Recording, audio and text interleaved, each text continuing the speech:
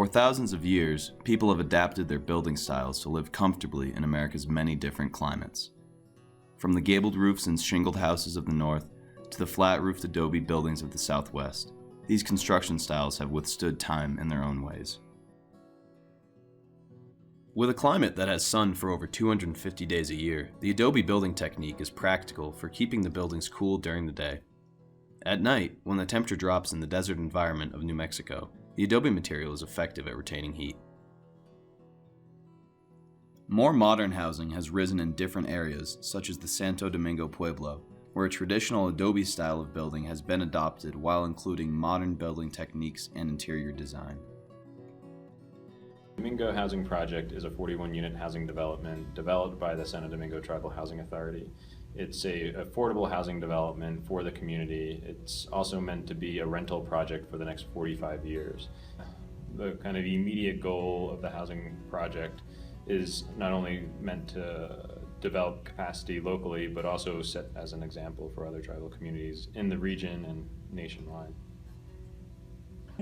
It's providing an activity center, which is a community center that's going to allow community members to get information, to get financial literacy, to get child care, provide it to them at little to no cost.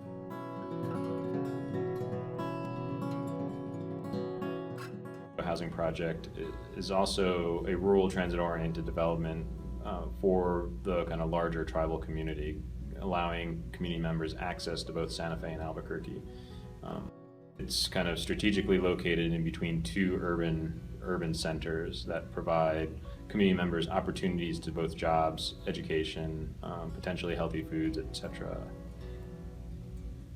We are also developing this area as a stepping stone to our next affordable housing project, which is the community development project, which is going to be all home ownership site. We want to prepare these families, these tenants, to become homeowners in the future.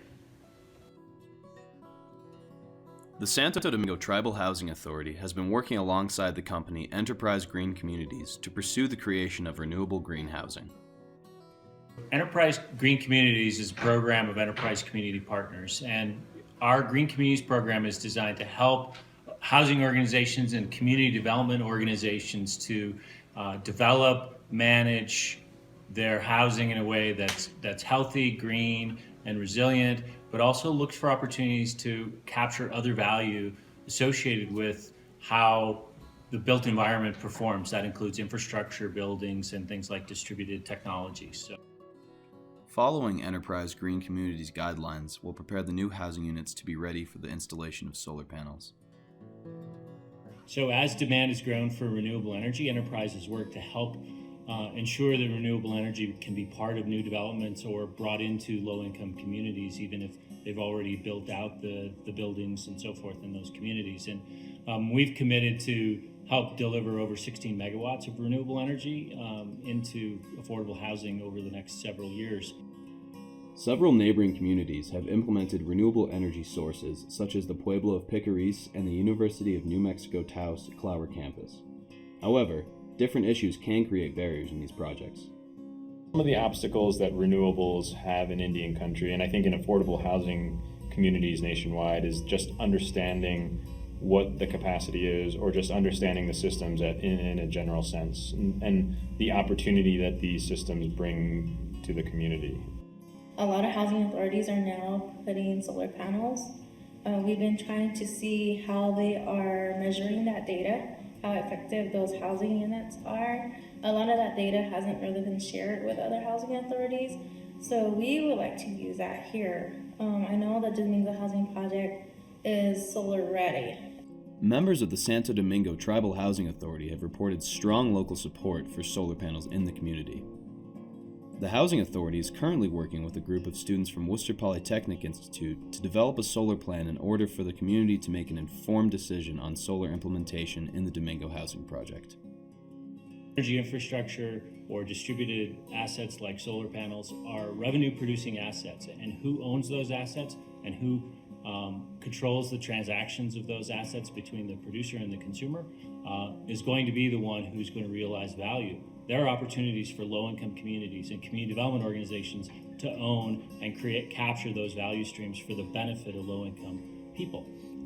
But it takes a lot of work. It's not simple. Utilities aren't set up to do that naturally, but that doesn't mean it can't be done. In our area, in Santo Domingo, Pueblo, it would be a benefit to our community if we could own the solar panels or own the power and generate our own energy instead of spending money or having these families spend money paying their utility bills.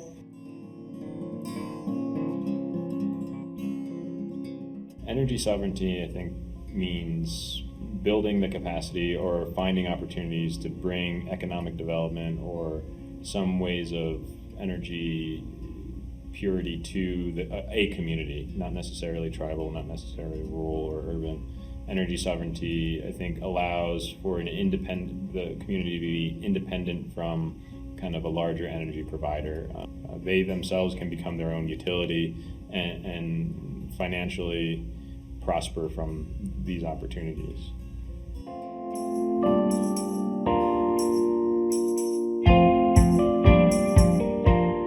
I think the goal is to just the Domingo Housing Project just to serve as an inspiration for what affordable housing can be in Indian country.